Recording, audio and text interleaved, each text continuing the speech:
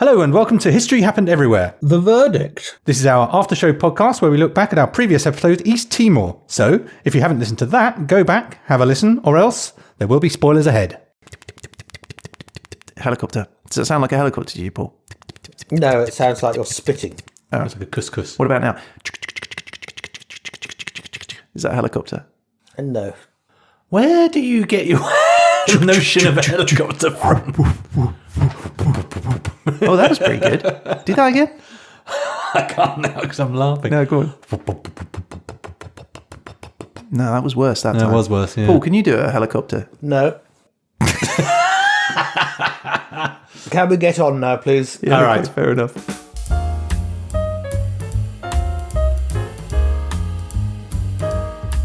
Hello and welcome to History Happened Everywhere, The Verdict. My name is Ryan Weir and I'm in the studio here with the lovely Peter Goddard. Hello. And on the phone with us, we have Mr. Paul Dersley. Long time no hear. Yes, it's been a while, hasn't it? Yes. Yeah, the new schedule is just a bit gives us a bit more time to do things and prepare. So hopefully it will be reflected in the quality of the episode. Absolutely. Yes, I had withdrawal symptoms last Thursday. Did you? Well, that's positive. Or is this drugs? Are you talking about your drug problem again? Back to rehab for Paul Dersley.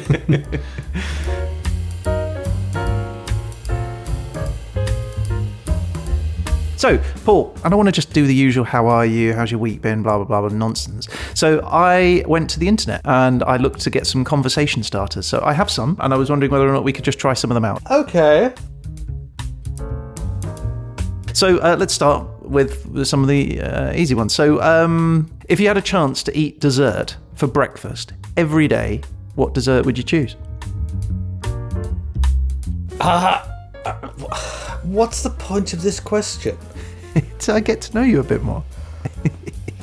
But people out there want to know who Paul Dersley is. They're super interested I wouldn't in have a our dessert. verdict, I judge, wouldn't and have jury. a dessert for breakfast, thank you. Okay, but you can have one. But I don't want one.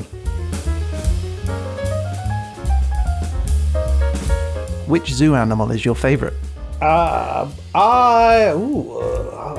Which animal do I like at the zoo?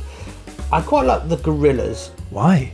Okay, I quite like the monitor lizards. Sorry, I wasn't telling you to change your answer. I was just curious why you picked gorillas. But I couldn't answer that, so that's why I changed it to monitor lizard. Okay.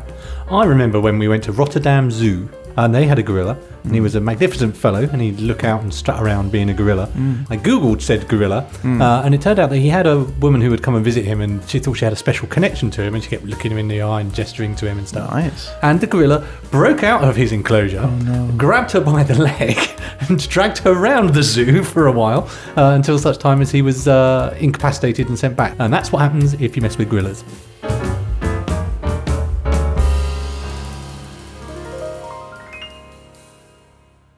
Before we begin, I should do a quick little summary of the last episode, right? Yes. Let's Last have a remember. episode was East Timor, 600 BC to 476 AD, which was the classical period, and the topic was order. So, 1 minute summary. Here we go. East Timor is one half of the Southeast Asian island of Timor. It's found at the bottom of the Indonesian archipelago, just 300 miles from the coast of Australia. It was once part of a huge swathe of land that is now 120 metres below sea level. 42,000 years ago, the first people arrived, followed by two more groups of people around 3000 BC. Their descendants left rock art, which shares striking similarities with the art which was engraved on two bronze drums, which were found buried on the island. And these drums had arrived on the island through a newly developed network of maritime trading routes which sprang up during 600 BC to 400 AD. And these drums were likely exchanged on that network for sandalwood, which was plentiful on the island. And it is a tree which is highly praised even today for its beautiful aromatic wood. Images of headhunters are shown on the sides of the bronze drums, and these likely refer to the 60 small kingdoms on the island who engaged in hunting each other and removing each other's heads, as a means to sort of coordinating their societal hierarchy and, some might say, order.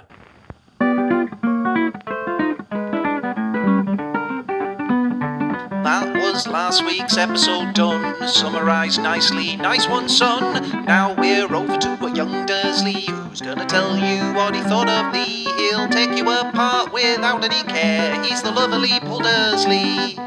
The lovely Paul Dersley. Anyway, so there we go. So that is the 1 minute summary. I think that came in under a minute, actually. So I want an extra point, Paul. I feel like I might lose a lot. Are we okay, we're negotiating for points, are we? Already? Yeah, I'm starting straight away. I'm just getting in early. Okay, well, I could tell you for a fact, if that annoying jingle is in, you will go down a grade. Which jingle were you talking about, by the way? The judge one. Judge. Yes. He's the judge, judging all of the things he does. Look, I was thinking about this. That jingle was done by the same people who did a rather good Simpsons takeoff sketch. Oh, there's a compliment. You enjoyed that, did you? I'm assuming that Pete wrote the Simpsons sketch and you wrote the jingle. Is that Entirely right? a team effort, I have to tell you. So let's ask you some questions, Paul. Question time for Paul Dersley. What did you think? First question, have you ever been to East Timor, Paul? No, I haven't. All right, have you been near it? Kuala Lumpur is the closest I've been. Still quite a way. It's in the next door country, but it's still quite a way away. Any wishes to go? I think I'd sort of like to go and have a look at most places. I think, to be brutally honest, it wouldn't be in the top 10. Yeah, I think we were in agreement, weren't we? It's not in our top list of places to go and see. But I think that we were influenced by the headhunting piece rather than anything else. Yeah, I found that really difficult to shake. Just those images of that frenzied ritual with severed heads. I found it difficult to picture in a tourist brochure. Yes, I found the placenta thing quite disturbing. What, Pete's love for placenta? Or the fact that they buried them under the door? Well, they buried them under the door, yeah. That's very odd. It is. I think it's a wordplay. I think they did it 'cause it's the place where you enter. Oh, that's good. That's actually good. I like that. That's so silly. Hey, they just forecast it. They knew it was coming. The genius. It's the place where you enter.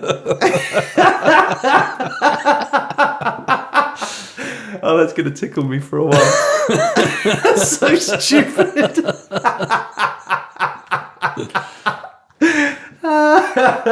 Sorry. Well, most mammals eat their placenta, don't they, after it's been expelled? A nice little snacky. Yeah, it has been known. It was on telly once, I seem to recall. Channel 4 being Channel 4. What, they did like a cook-up, how to... Gordon Ramsay ate type her thing. placenta on telly.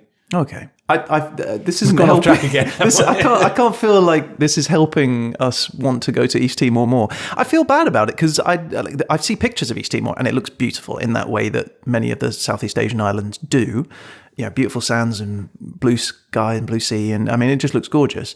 But then, yeah, like the history of it is there's a lot of turmoil there. It's the headhunting thing does. Well, turn me off. I found the headhunting thing interesting. That certainly didn't put me off. I think it would be more of the sort of the relatively modern history of it. Whereas, it's less than 500 miles away from Bali. Yeah. And you sort of see Bali as a big tourist destination. Would you go to Dili and East Timor When you could be in Bali. when you could be in Bali? Whereas, personally, I'd like to go to the road less travelled. You probably find places that are much better.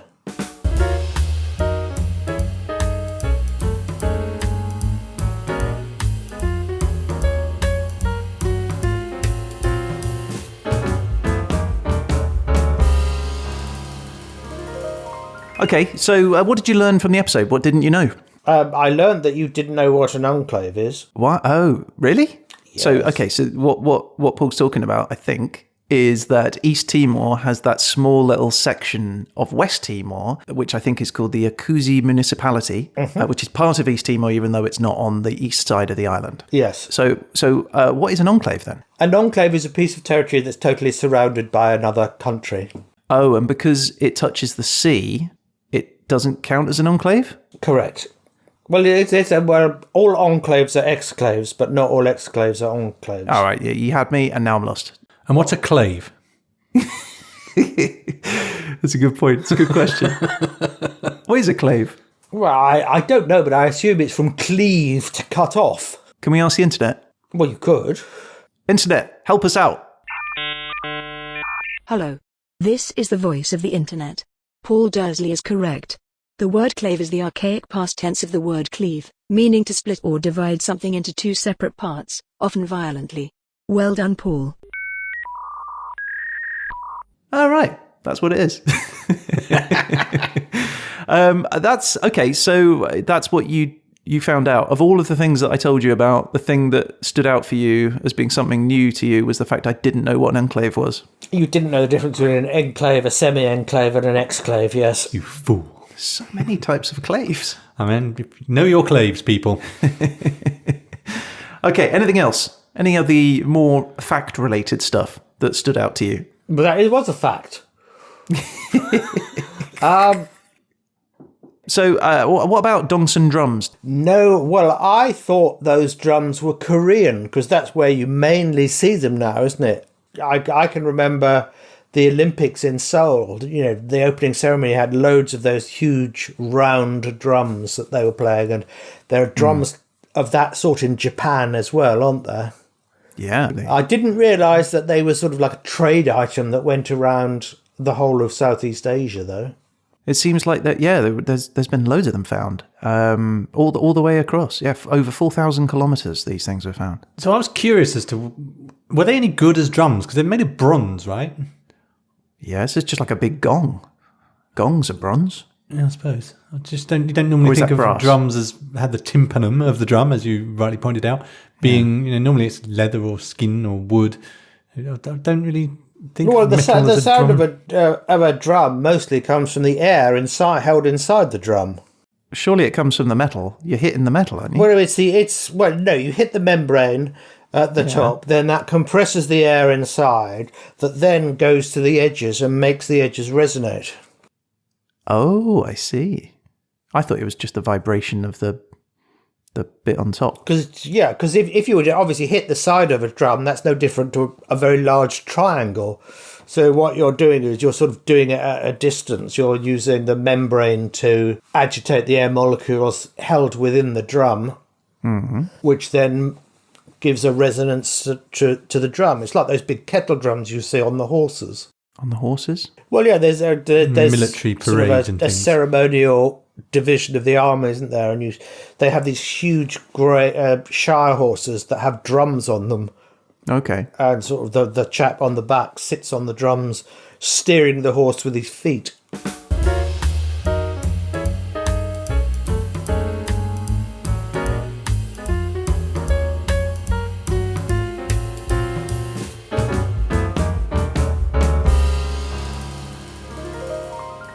Telemios. Telemios! The unknown Greek. The unknown known Greek. I sat there thinking for about 30 seconds about who on earth are you talking about? And then I realised, it's Ptolemaeus you're talking about. Oh, we didn't say the name right. No, we didn't. Ptolemaeos, is that how you pronounce it? Yeah, Ptolo. Telemios! Telemios is... So I thought this was an interesting thing, Paul, because this guy basically created this repository of knowledge, all these maps and stuff, and it just gets bunged in a drawer, and then for 1,000 years, we just forgot that we knew this stuff, basically. And you always think of knowledge as a sort of a gradually accumulating forward progression, but you can take a massive step back and not even realise. I wonder what else we've lost that we knew and now don't. Well, there are loads of things, aren't there? Because, the library at Alexandria, which was the largest library in antiquity, burnt down. And possibly this may be how some of the maps were lost, I don't know. But a lot of the written down knowledge of the world, including all of the stuff that came in through the Arab world, was written down and quite often translated there, put in the library, and then the library burnt down. And an enormous amount of knowledge was lost and had to be relearnt or rediscovered. Do you think we've discovered it all by now, though? Well, I wonder if there's some history stuff we'll never recover. Yes. So in terms of science, of course, we've recovered it all and have gone far. But when you're talking about his history and historical sources, yes, that's countless invaluable records have been lost. Yeah, but who cares about history? It's boring. Well, it happens everywhere. And that's why you are not in our marketing department. Paul, Ptolemaeus. He didn't You have to say Ptolemaeus, otherwise he's not going to respond. All right, Ptolemaeus. What was his name?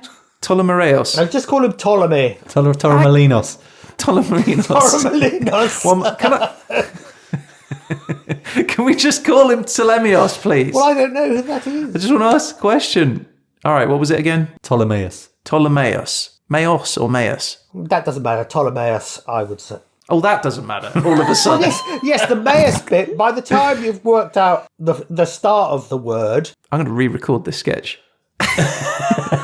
Ptolemaeus didn't make any maps. I don't mean to correct you, but he wrote a book about how to make a map using this information.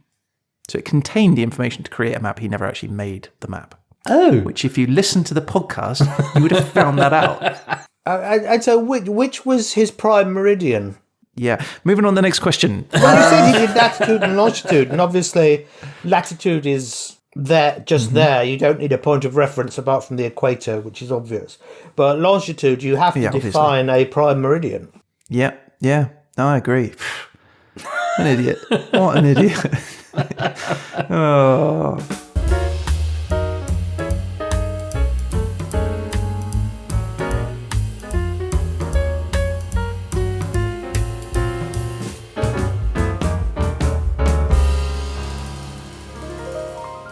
So, have you ever chewed any betel? I thought that was beetle nuts. Yeah, it could be. I said betel because it's only got the one... No, I didn't realise that beetle nuts... I didn't realise that beetle nuts were not nuts. There's a compound of, as you said, these three things. Yeah. What is it? Acacia? I can't remember. Bit of lime, I think. Yeah. And a shot of rum. These things. I can't even remember my own episode. Yeah. That's really disgusting, actually. It does seem a bit odd, but it's the spitting on the floor. It's the bit that gets me. I love the fact that they use it as measures, though. Like, one village is 3 spits worth, so you would spit 3 times before you hit that village. They sort of did that in using other objects and currencies, didn't they? Cigarettes, I think, in the Andes were a unit of measurement. How many cigarettes to get from A to B? Right, I could smoke 5 cigarettes before I get to church or whatever. What about you, Pete? You were going to say something there, it seemed. Yeah, I'd misunderstood that when you told me about that. I thought it was the measurement of how far you could spit, not how far you could travel between spits. Oh, I see. So you thought it was like 3 meters worth. I thought whoever they got the sort of champion spitter in the village, and then they're right. We'll call that a. Well, that would be a rather stop-start way of going, is that you spit, then you walk to where you spat. Then you had to spit again and then walk to where you spat. And then you'd probably have to stand there for a few minutes, masticating away to get the spittle up. But I do see the drawbacks of this system now you point it out. You'd have such a dry mouth by the time you got anywhere. Oh, do you want to go to the next village? Oh, no, I really don't. I'm going for a long hike and I'm carrying a lot of water to take with me. Yeah. So, but would you try it if, like, you were in East Timor and someone offered it to you? Would you give a chew? No, I think it's like shisha pipes. I always say no to those. I would do it just so I could say, "Go on, give us a quid." Yeah, I like the fact that it's called a quid. Yeah, because it's interesting, isn't it? Because quid. The word quid was used for a lump of chewing tobacco as well in the West. Oh. So it must be something to do with the chewing. Possibly. I don't know. Then why is a pound called a quid? Well, the internet will have to tell you that. Yeah, all right. Internet, please tell us, what is a quid? A quid is a word used today to describe a bite-sized piece of something to chew on, such as tobacco. In Middle English, the word cudder describes an animal who chews on food that has been passed from their stomach to their mouth. Humans who chew on tobacco are said to resemble these animals by chewing the cud. Over time the word cud morphed into quid. A quid when referring to the British pound coin is generally believed to have originated from the Latin phrase quid pro quo, meaning something for something. Thank you. Could you navigate 3,600 miles across the ocean with a quadrant and a compass? No, I couldn't. Certain death for Dersley. Once a week we like to kill him off, don't we? So I think this time we can have him adrift at sea in a 23-foot boat, and he's going to die because he can't find his way. The Captain Bligh, he was actually only a lieutenant, not a captain. You said Ascension Island on the podcast, Pete. Is that true, or is it Pitcairn? It's Pitcairn. Did I say Ascension? You did, yeah. In 1789, Captain Bligh arrives. Oh, right. Know him? Yes, I do. Where's he from? The Bounty. Yeah. Who was he? He was the captain who was very disliked by his crew, who mutinied, kicked him off his boat, and the survivors ended up in a place called Ascension Island. Well, it would have been one hell of a journey to Ascension Island, as it's in the middle of the Atlantic Ocean. So can you take a point off of Pete, please? Well, I have to hold it in. I have to hold it in debit. You can't carry over credits and debits. This is an outrage. What I liked about the Bligh story, because I did a little Google of it afterwards as a out of interest, was they set him adrift, but they did leave him with a bunch with bread and water and I can't remember something else food-like, but also with several bottles of wine and a couple of bottles of rum. Nice. So they weren't monsters. Why does he need water when he's surrounded by the sea? Because you can't drink seawater. I mean, I've drunk seawater and it's fine. Well, yeah, that answers the question, doesn't it? It does drive you mad, doesn't it? I seem to recall someone telling me. Yes, it makes you very, very thirsty because it's salty. Water everywhere, and all the boards did shrink. Water everywhere, and not a drop to drink. That is the rhyme of the ancient mariner.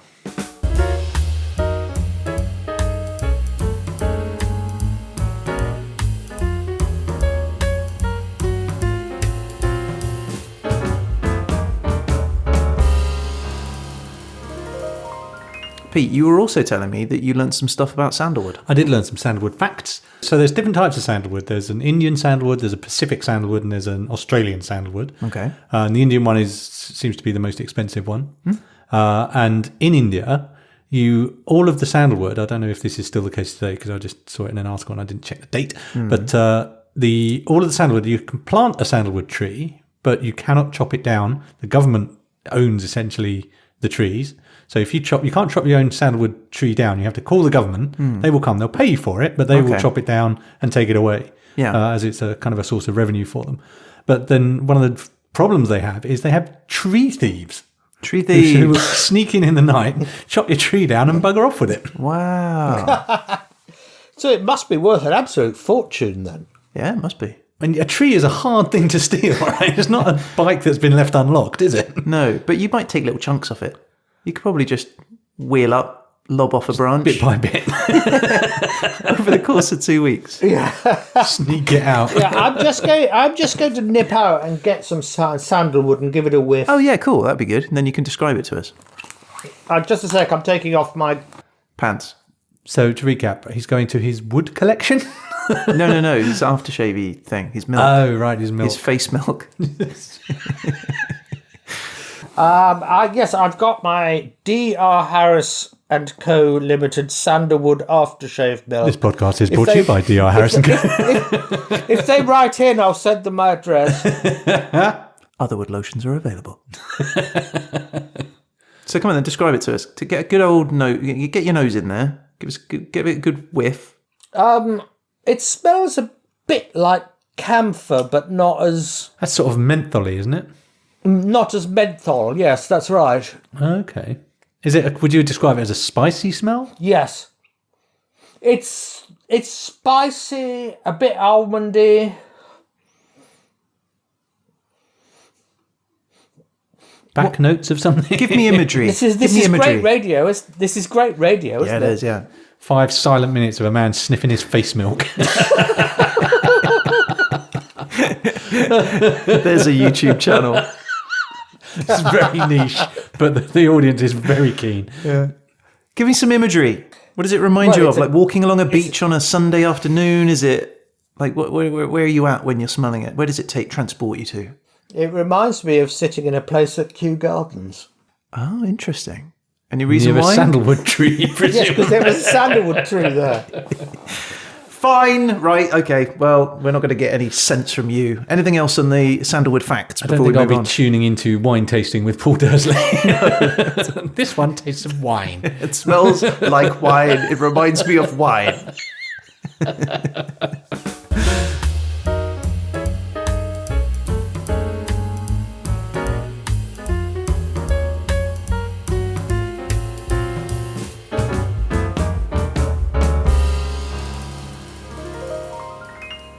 Did they used to shrink the heads, by the way, the headhunters? So Peter said this to me, and the answer is no, they did not. That's in Africa, I think they shrink the heads. South America, yes.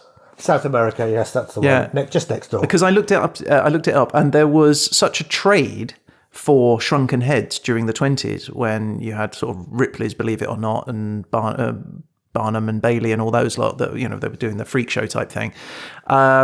The Europeans and the Americans were going into the jungles to try and find these tribes to buy more shrunken heads. That their population of these tribes declined by like 80% because they were just killing themselves to get more shrunken heads to meet the demand.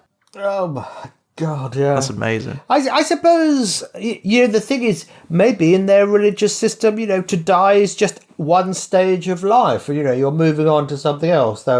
Then obviously, that obviously come up to the reality when they do die. Shrunken heads. Maybe they're having a great time. Shrunken heads about the size of an orange. How do they shrink them down? Do they sort of soak them in acid or something? It must be, yeah. Because ultimately, you're getting rid of all the insides, right? It's just the skin on the outside and the hair. You have to remove the bone, presumably. Yeah. Yeah, you have to sort of like peel it, take the skull out. Yeah. Right, well, look, it is that time. It We is. finally got to this point. Drum roll. Oh, gosh. This is where normally we'd put the jingle in. Well, you could come up with a better one. Should our listeners care to see the return of Judge, Judge, Judge, that might sway me to putting it back in. A letter writing campaign or similar. Yeah, similar, yeah. Just let us know. For all the Judge fans out there. At HHE Podcast, let us know. Judge, Judge, Judge, yes. Judge, Judge, Judge, no. Please say yes. One of those methods would mean that Ryan got an E for every single episode going forward. He's wielding his power now. Yeah. He's crazed with power. He's crazed with power. Okay, so come on then. What's my grade? It's a difficult one, this, because the topic was an awkward one. I have to say, I find these esoteric topics quite difficult. Like order, you're just there to try and get any. It's like one of those games where you tell somebody to get a word into a sentence that sort of fits, but doesn't. But doesn't. Yes, which can be quite a good game for meetings. That's true. What's my grade, Paul? But I liked the geographic bit, the historical bit about, that it all used to be one large landmass before the sea level rose. And yeah, that is interesting stuff. What's my grade, Paul? He's on the edge of his seat, the poor lamb. Okay. It is a B if you play the jingle and a B plus if you don't. Whoa! Ooh. No, what? Wait, that's a good grade. That is a good grade. Well done. Well, yeah, Thoroughly deserved. I think it was it was a difficult topic. I have to say the Simpsons sketch was very good. I like that. Thanks, Paul. The other sketches weren't quite as good as that, but the Simpsons one was. Your voices are quite good. You need to have a word with Matt Groening or whatever he's called. Well, he's probably listening as well, so he can write in and if he needs B string talent. Well, yeah, I wouldn't. He'll sue you. Understudy of some kind. Yeah, no, the Vedas. Yeah, it's totally different. It's waiting to happen. I mean, you might have thought it sounded like The Simpsons, but really it was an entirely original creation of ours. So, wait, let me get this straight. It's a B if I put the jingle in, and it's a B plus if I don't. Is it worth it, Ryan? Is it really worth it? Well, we'll find out. I won't we? know, this is exciting. I'm going to have to give that one some thought. I thought it was going to be worse than that. I thought this was definitely a C-. Why did you think that? Because of the order. I thought you were going to haul me over the coals on the order thing. Well, it's a difficult one. When you have a concrete thing to talk about is one thing, but when you have something abstract like order. How did you feel about the rationale for the order, though? Like my little explanation at the end, my little caveat at the end. Increasingly desperate with each iteration. Hey, the first two were great. The first two were excellent. Ordering sandalwood. Yep. Like placing an order. What was the second one? Hierarchy, maintaining. Maintaining an order in your society, which was the headhunting thing. And then what was the third one, Ryan? The drums, one of them was out of order. Yeah, that was the desperate It wasn't working. But how else would you not describe order. it? But it's not order, is it? It's the opposite of order. It's disorder. Frankly, your third order was ordure. Oh, I was going to say ordure. I hate you both. I hate you both so much. Thank you very much. It's nice to feel appreciated. So I think you did an excellent job, and I think a B+ is very well deserved, or a B if you want to use your judge. what would you go for the B or the B+? I'd take the hit and go for the B. It's a great jingle, isn't it? It's just too good, man. Yeah. I mean, judge, again, I'd have to reiterate the brilliance of rhyming judge with judge 3 different times. Yeah. He's the judge. Paul Dersley is the judge. It's time for his judgment, judging all the things we does. Yeah. All rise for the judge. Okay, that's it. We come to the end of the verdict. There's no point looking back anymore. We now look to the future. For our history show. And Pete, next week... We've got this very wrong, right? No. And Pete, it's your turn. You're is. going to be hosting next week. Tell us about what your show is going to be about. So next week I will be telling you about the country of Russia. Very good. For the time period 476 to 1000 AD. Yep. And my topic is equality. Nice. Can I interrupt here? Please. I don't think you did the wildcard thing correctly. Surely, if you had a wild card, that gives an advantage. So you should hold back until you know what the topic and what the year is, and then. So, for example, if you got 1910 to 1920, and then you had the word revolution or war, then Pete could say, "Ooh, Russia. I'll choose Russia." That is a tremendous idea. Rather than choosing it the first time, because then it's not really a wild card. It just... Do you know what? For the first time, I feel like an idiot. I That is think a we missed brilliant an idea. opportunity. Also, it was super stressful having 30 seconds. That was quite to fun, pick a though. country. Well, no, that can still happen, right? Well, you still have 30 But we just do it at seconds the end after after you've got the thing. Absolutely. I like these wildcard things. That's good. Yeah, okay. Okay, well, that is it for the show this week. Thank you very much for listening, and I do mean all of you, but especially those people in Mozambique. Any reason why that might be, Pete? There is a very good reason, Ryan, because we recently discovered that we are the number 2 rated history podcast in the country of Mozambique. That's right. How do you think about that, Paul? Oh, well, we all know what number 2s are, don't we?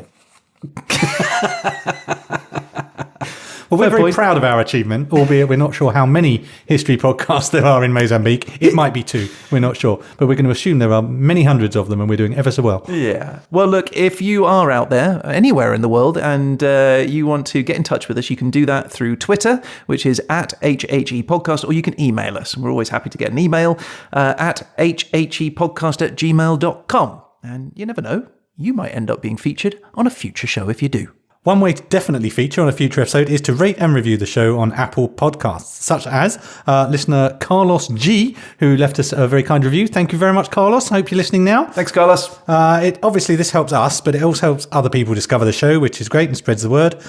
In the meantime, you can also find and join discussions about the show on Facebook and Reddit, so you can subscribe to those, or you can find us on Twitter, Instagram, LinkedIn, even TikTok occasionally, where a hit of history happened everywhere will magically appear every day except TikTok, which is every few days. Yeah, and we'll be back again very soon with another verdict. But before that, we've got Pete's History Happened Everywhere episode with a new place, a new time, and a new topic. And if that's not enough for you, you still need more history in your life, we have a growing archive of old shows which you can access, download and listen to whenever you want. And they're available on YouTube, your podcast provider, or at hhepodcast.com. That's right. So, Paul, we're at the end. Thank you very much for being here. We love you so much. Big hugs to you. I know you'll make the right choice. We'll see. I guess all that is left to say, Pete, is... You've been listening to... History Happened Everywhere. The verdict.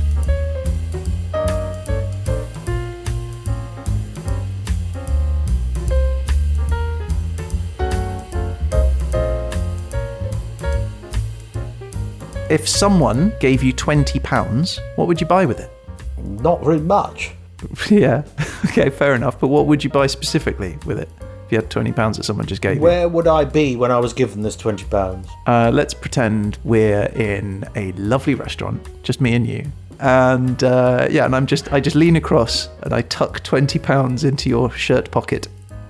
Oh, well, that's a very easy one. I'd use it on the taxi fare immediately to get home. Yeah, no, that's a good point. So both of us, are we both in the cab, or is this? If you were to slip it in my shirt, I'm afraid it would not be you in the cab.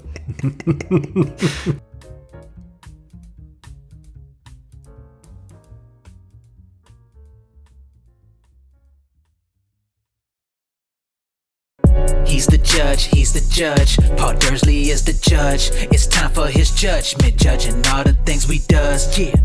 Yeah. All rise for the judge.